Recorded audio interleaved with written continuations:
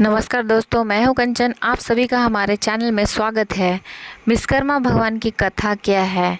विश्वकर्मा भगवान के 7 कथा के अध्याय हैं।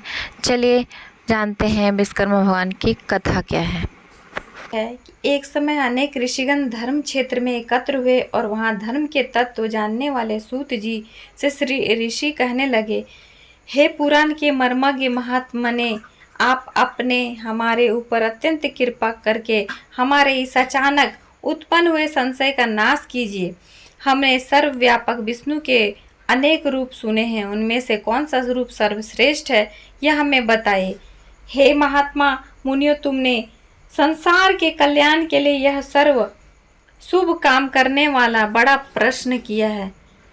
जो तुमने यह संसार के हित के लिए प्रश्न किया है, अतएव मैं तुम्हारे लिए सब जगत पालक परम पूज्य भगवान विष्णु के महाअद्भुत रूप का वर्णन करूंगा। हे तपस्वियों, उस परमात्मा के अनंत रूप हैं, उसमें जो अत्यंत श्रेष्ठ है, उस रूप को अंदर से सुनो। उस दिव्य रूप के स्मरण मात्र से महापात की मनुष्य भी पाप से छूट जाते हैं, इसमें संशय नहीं है।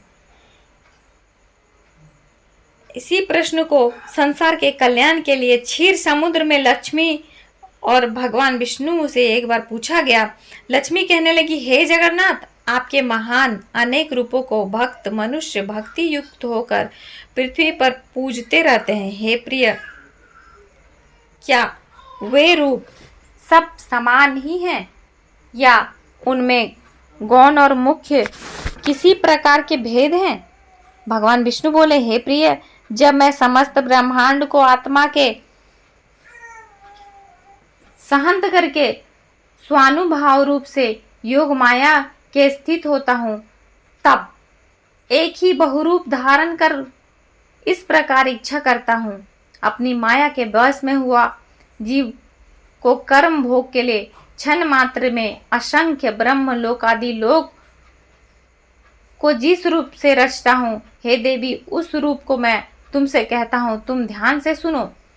हे देवी, मैं यहाँ अद्भुत सब और तेज के व्यापक अनेक सूर्यों की चमक से अधिक चमकने वाले विश्वकर्मा रूप को धारण करता हूँ और उनके अनंतर मनुष्य सृष्टि करने की कामना करता हुआ सर्वप्रथम पुण्यात्मा तपस्वी ब्रह्मा को रचता हूँ। उस ब्रह्मा की स्तुति यज्ञ और गान के प्रतिपादन करने वाले ऋण यजुर और सम की अच्छी प्रकार उपदेश देता हूँ। इस प्रकार शिल्प विद्या प्रतिपादक अथर्व वेद भी ब्रह्मा को प्रदान करता हूँ। यह वही वेद है जिससे शिल्पी लोगों ने शिल्प निकालकर अनेक वस्तुओं की रचना की है। हे देवी, मेरे अनेक रूपों में यह विश्वकर्मा रूप मुख्य है। यही रूप है जिससे सारी सृष्टि क्षण मात्र में उत्पन्न होती है। इस विश्वकर्मा रूप परमात्मा के अद्भुत रूप का जो क्षण मात्र भी ध्यान करता है, उसके समस्त विघ्न नष्ट हो जाते हैं। जो शिल्पी श्री विश्वकर्मा के प्रज्वल दिव्य रूप का ध्यान से चिंतन करता है, उसके समस्त दुख विसर्ण हो जाते हैं। श्री विश्वकर्मा सहित अंतर्गत सृष्टि खंड विश्वकर्मा महात्म्य का पहला अध्याय समाप्त होता है। दूसरा अध्याय ये है कि सूत जी कहने लगे कि ऋषियों, इस प्रकार लक्ष्मी जी को अपने दिव्य रूप का वर्णन करके त्रिलोक्यपति भगवान विष्णु चुप हो गए। ऋषि लोग बोले, सर्वधर्म के जानने वाले महाराज सूत जी, आपने यह दिव्य लक्ष्मी और भगवान विष्णु का दिव्य संवाद कैसे जाना? यह भगवान विष्णु को दिव्य विश्वकर्मा रूप किस प्रकार संसार में प्रसिद्ध को प्राप्त हुआ और कैसे संसार को इस रूप को जाना? सूत जी बोले, हे मुनियो, सुनो। जिस प्रकार मनुष्यों को कामना का देने वाला यह समाचार मेरे कर्ण गोचर हैं। एक महर्षि अंगिरा नाम वाले हुए, जिन्होंने हिमालय पर्वत के समीप गंगा तट पर बड़ा भारी तप किया।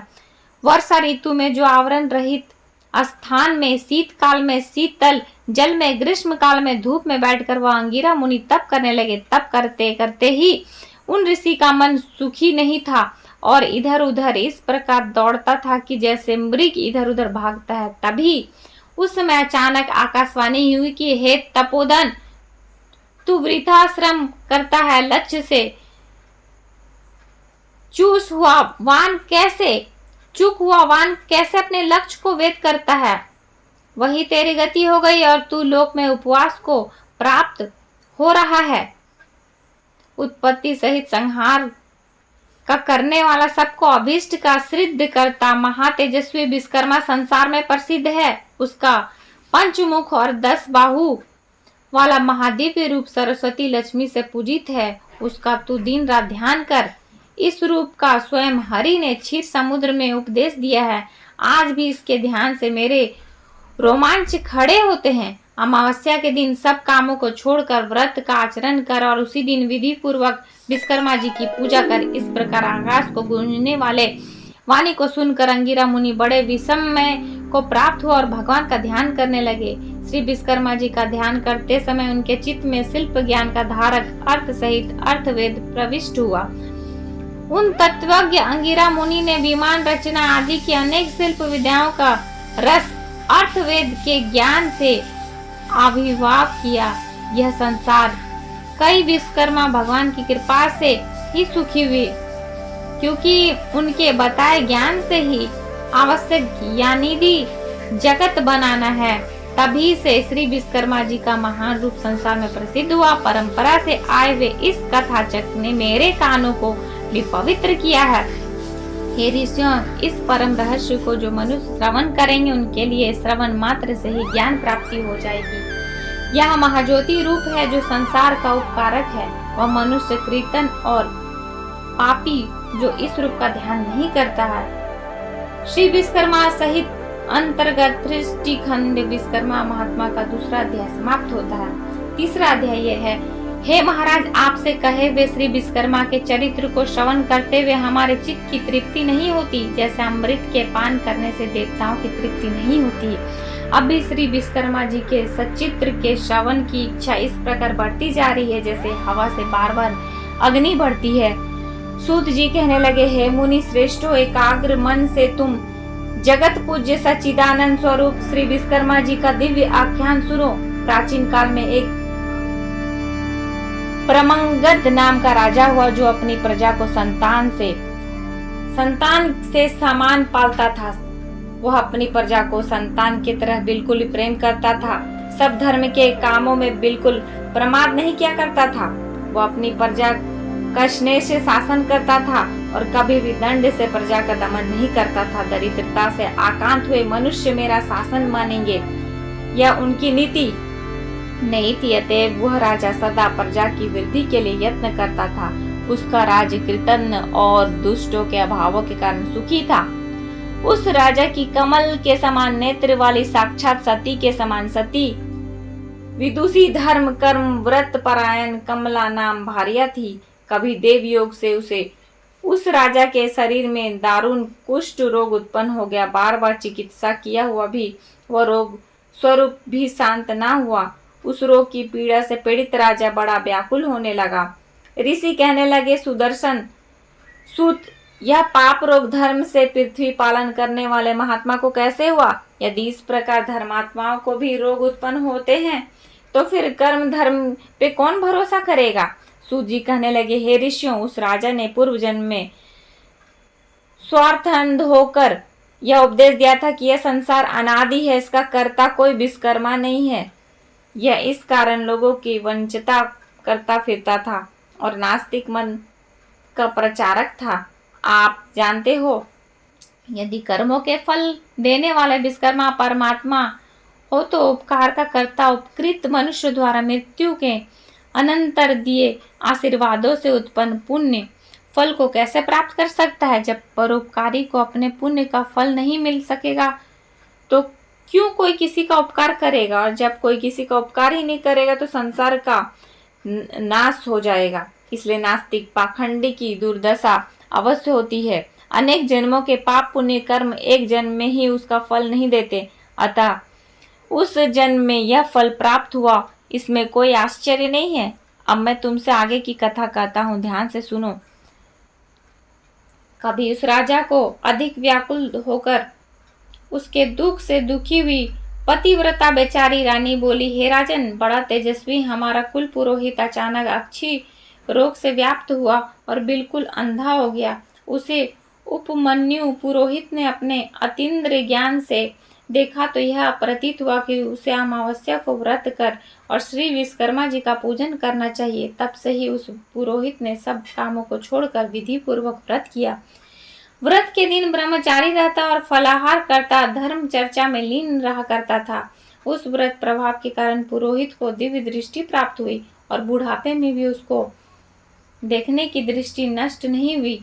हे महाराज, मैं दीनता के साथ प्रार्थना करती हूँ कि आप भी दीन पालक श्री विश्वकर्मा जी की शरण में जाइए, जिससे इस सारा दुख से छुटकारा मिले।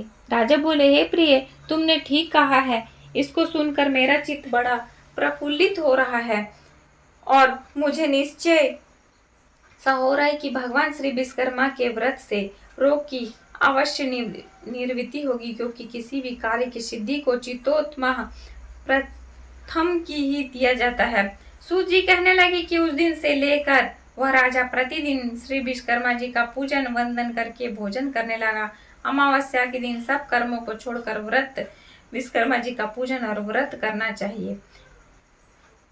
श्री विश्वकर्मा सहित अंतर्गत सृष्टि खंड विश्वकर्मा महात्मा का तीसरा अध्याय समाप्त होता है। चौथा है, सूत जी कहने लगे, हे मुनियो, मैंने तुमको श्री विश्वकर्मा जी के अद्भुत चरितामृत का पान कराया है। अब आगे जगत को विस्मय करने वाले चरित्र का वर्णन करता हूँ। जगत में धर्म के व्यवहार से चलने वाले संतोषी कोई अस्तकार और उसकी पत्नी वाराणसीपुरी में रहते थे। अपने कर्म में कुशल वृद्धमान वह अस्तकार बड़ा व्याकुल हुआ अपने पर्याप्त निर्वाह के योग्य वृत्ति की खोज में दिन रात लगा रहता था। इस प्रकार लालच में पड़ा सतत प्रयत्न करने के बाद भी कठिनाई से भोजन और आच्छादन की प्राप्त कर सकता था। उस अस्तकार की स्त्री पुत्र न होने के कारण नित्य सोच रहती थी कि मालूम नहीं बुढ़ापे में कैसे निर्वाह होगा। इस प्रकार चिंता दूर हो स्त्री इच्छा से मंदिरों में महंतों के पास व्याकुल होकर मंत्र तंत्र आदि से पुत्र के अर्थ घूमने लगी। दाढ़ी मूछ जिनके मुख पर बढ़ रही है, वो ऐसे आडंबरी मलेच्छों के निकट भी वह दिन रात दौड़ती फिरती, परंतु उसकी कामना कहीं भी सिद्ध नहीं होती थी। काश कुश यमुना की बालू में जल के भ्रम में दौड़ती मृगी की तरह उसकी दशा हो रही थी। कोई ठग मयूर पिच्छों की बनी हुई मूर्छल के झाड़ों से उसको बहकाता और कोई भोजपत्र का जंतर लिखकर उसको भुलवा देता था। कोई दूत उसको कहता था कि मेरी देह में अमुक देवता आता है, वह प्रसन्न हो तेरे लिए वर प्रदान करेगा। यह कहकर श्वेत भस्म देकर घर भेज देता था। इस प्रकार सोच दशा को प्राप्त हुए ने दोनों स्त्री पुरुष बड़े दुखी थे। उनको दुखी देखकर एक पड़ोसी ब्राह्मण बोला, हे रथकार, तू इतना इधर उधर क्यों भटकता फिरता है? मेरी बुद्धि में तू सब तरह से मूर्ख प्रतीत होता है। तू वृथा की शिखा और यज्ञोपवीत को धारण करता है। तेरी भार्या भी बिल्कुल मूर्ख है, इसमें कोई संदेह नहीं है। इन मिथ्या उपायों से संतान उत्पत्ति नहीं होती और न ही धन मिलता है और न कुछ भी सुख प्राप्त होगा। यह तो व्यर्थ ही भाग दौड़ है। वे मनुष्य अज्ञानी जो इस प्रकार के व्यर्थ उद्योगों से अपने मनोरथ सिद्ध करना चाहते हैं, कहीं व्यर्थ उद्योगों करने पर भी मनोगत सिद्ध हो गए हैं। इन मनुष्यों से अधिक वे मूर्ख हैं जो मलेच्छों की फूंक की अग्नि ज्वाला से अपनी संतान का जीवन होना समझते हैं। मलेच्छों के फूंक दग्ध और कुमाता के पुत्रों की फिर धर्म स्थान शास्त्र में अनुकूल उत्तम बुद्धि उत्पन्न नहीं हो सकती। इसलिए तू सब वृथा उपायों को छोड़कर केवल दयालु श्री विश्वकर्मा जी की शरण को प्राप्त हो। हे श्रेष्ठ पुरुष, विश्वकर्मा की कृपा से तेरी अवश्य सिद्धि होगी। समस्त दुखों के नाश करने में भी विश्वकर्मा के अतिरिक्त अन्य कोई सार्थक नहीं समर्थक नहीं है। कर्मों के फलदान देने में वह विश्वकर्मा परमेश्वर स्वतंत्र हैं और आगे पीछे करके कर्मों के फल देते रहते हैं।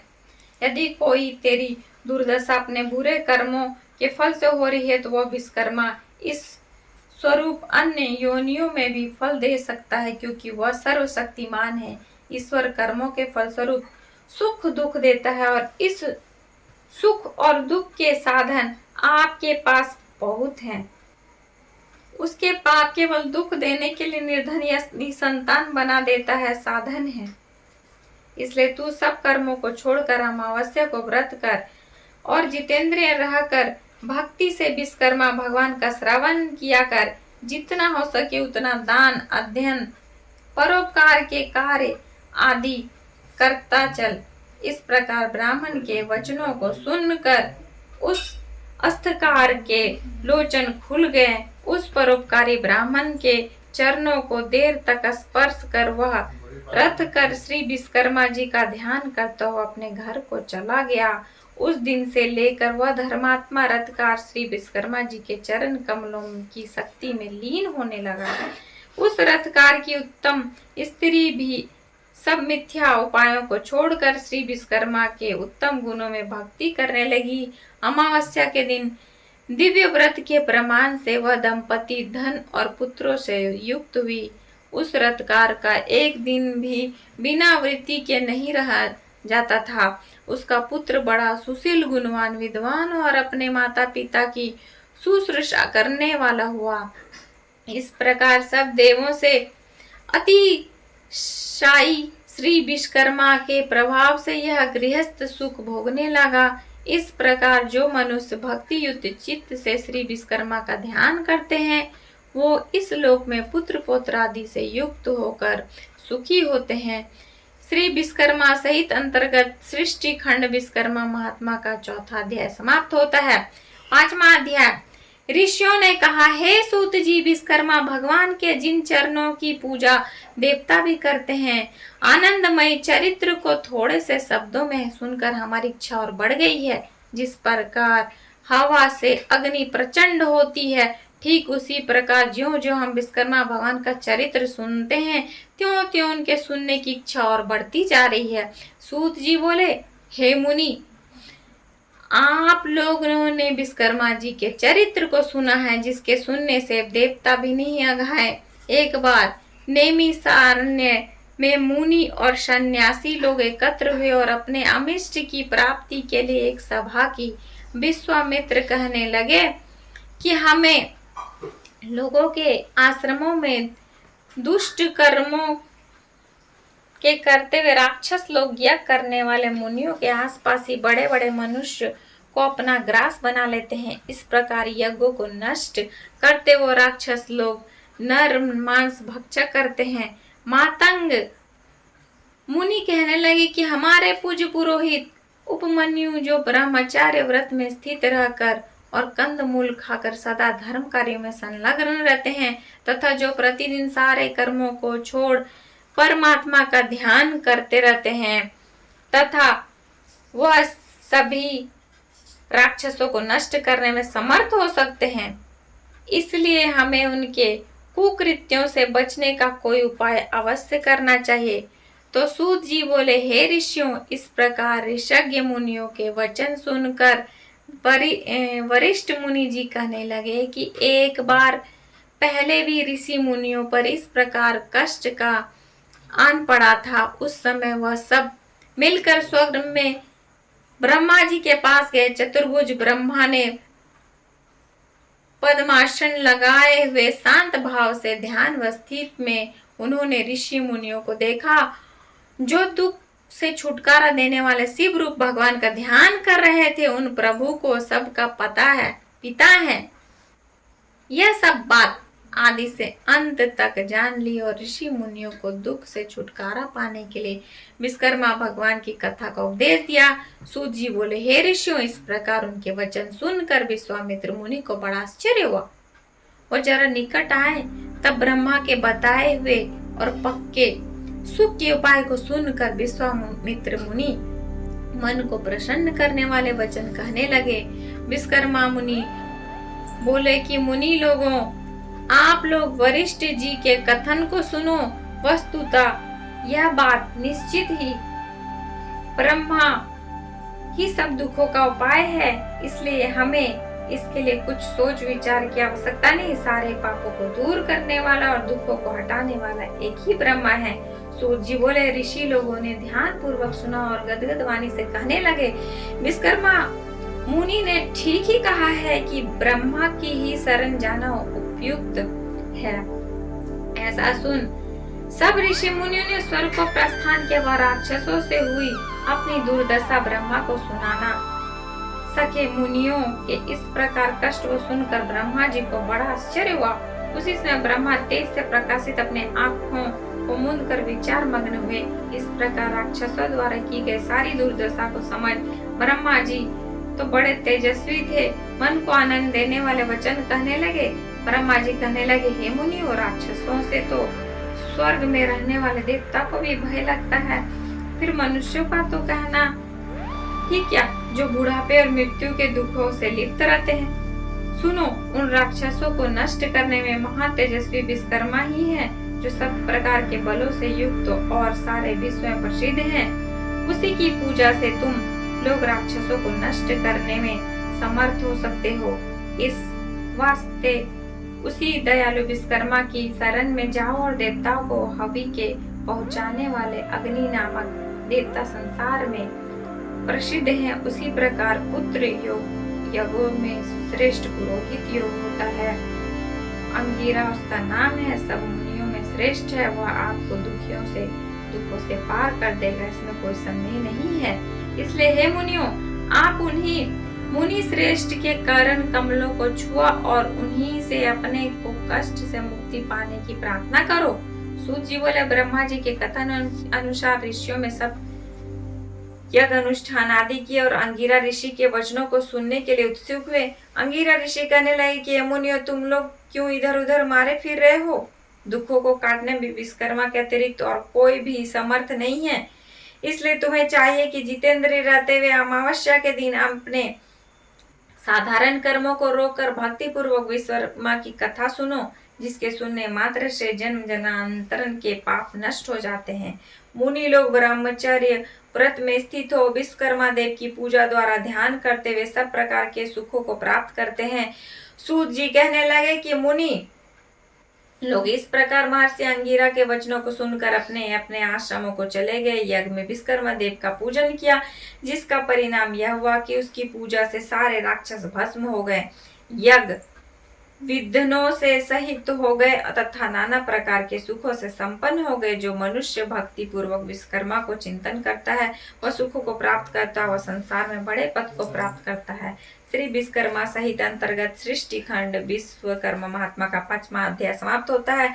6ठा अध्याय में सूत जी बोले, हे मुनियों, मैं आपसे लोकों में विख्यात श्री विश्वकर्मा का महात्म्य फिर कहता हूँ, तुम ध्यान से सुनो। उज्जैन नगरी में एक सर्वश्रेष्ठ धर्म तत्पर उदार धनंजय नामक सेठ था। उस सेठ का कोष लाल मोती हीरे जवाहरातों से ऐसा भरा था कि जैसे कुबेर का भंडार हो।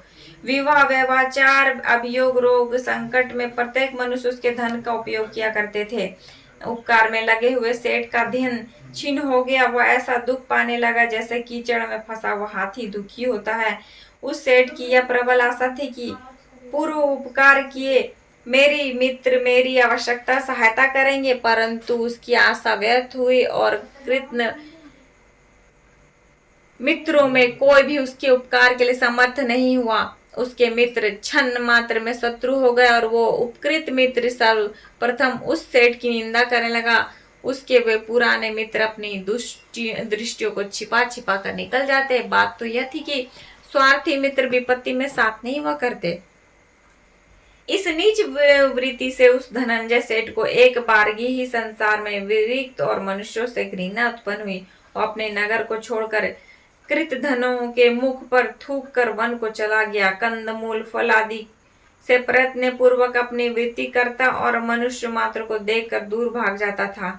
एक बार घूमते हुए सेठ ने पर्वत की गुफा पे पद्मासन बांधे शांत लोगों से व्याप्त लोमश मुनि को देखा। उस धनंजय ने उस मुनि को कोशों से व्याप्त देखकर पशु समझा और कौतूहल की इच्छा से उसके पास अच्छी तरह बैठ गया।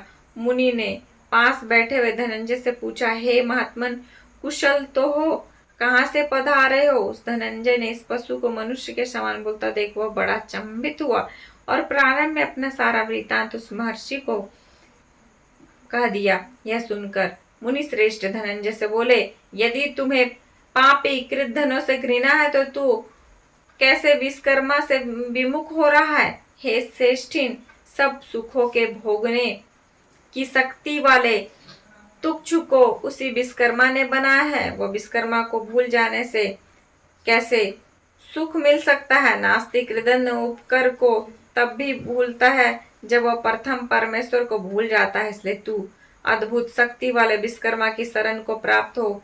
ऊर्ध्व मूल जगत के कारण विश्वकर्मा के नाना रूप हैं। कोई रूप दुर्बादु तो कोई चतुर्भुज, कोई 10 बाहु का है। इसी प्रकार एक मुख, चतुर्भुज, पंचमुख के रूप हैं। मनुमय, त्वष्टा, शिल्पी, देवज्ञ से विश्वकर्मा के साकार रूप के पुत्र हैं।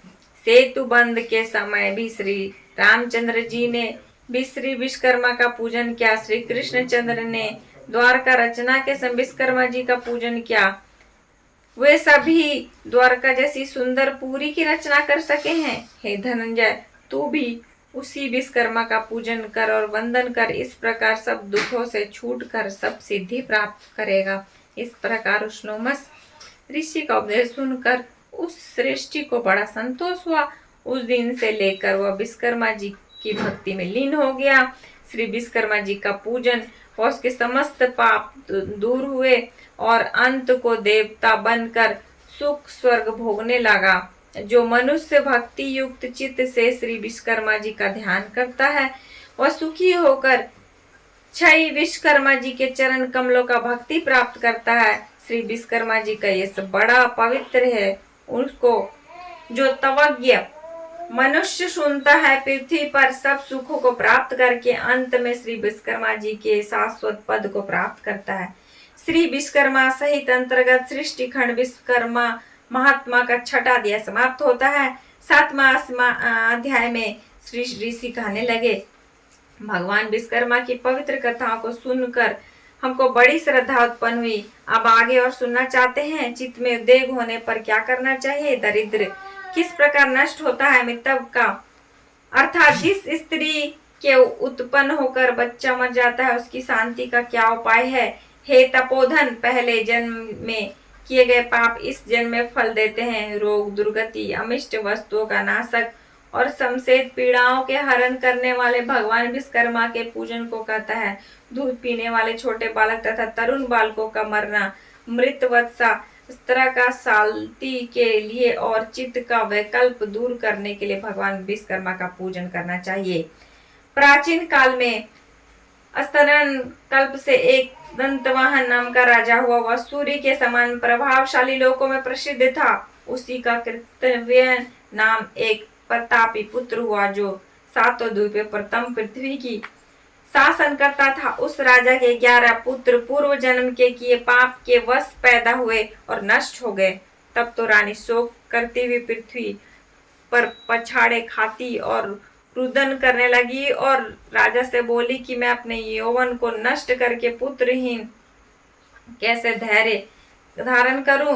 तब राजा अपनी स्त्री को संतोष दिलाकर गुरु के घर गया और प्रणाम कर बोला, हे भगवान, मेरे पुत्र होकर मर जाते हैं, यह किस दिन की मुझसे अवहेलना होती है? सो कहिए, क्योंकि दिन रात उत्पन्न हुए पुत्रों को याद करके रानी बहुत रुदन करती है और धैर्य धारण नहीं करती है। गुरु बोले, हे राजन, तुम शोक मत करो, तुम्हारे एक वंश को बढ़ाने वाले चिरंजीवी पुत्र होगा। देवों के देवस भगवान विश्वकर्मा का पूजन करो, उनके प्रसन्न होने पर अवश्य फल सिद्धि होंगे। उसकी पूजा के आगे अन्य देवों की पूजा से क्या। तब राजा ने धर्म से दृढ़ होकर अपनी पत्नी सहित भगवान विश्वकर्मा का पूजन किया। वस्त्र आभूषणों से ब्राह्मणों को संतुष्ट किया।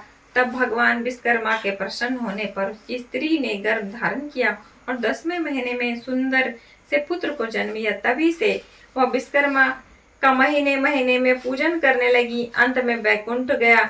मृत वत्सा को शक्ति के लिए चित्त का भ्रमण होने पर विश्वकर्मा प्रभु का आचरण करना चाहिए। ऐसा करने से मनुष्य की इच्छाएं पूर्ण होती है। दरिद्रता का नाश, बाल पीड़ा और दुःस्वप्न का भय नहीं होता है। श्री विश्वकर्मा सहित सृष्टि खंड विश्वकर्मा महात्मा का 7वां अध्याय समाप्त होता है। ये थी विश्वकर्मा भगवान की कथा। दोस्तों, हमारी ये कथा पूजा विधि और महात्मा कैसा लगा आपको? ये वीडियो अगर अच्छा लगा है तो हमारे चैनल को लाइक और कमेंट करके जरूर बताएं और शेयर करें। और आप हमारे चैनल पे नए हैं तो हमारे चैनल को सब्सक्राइब करें।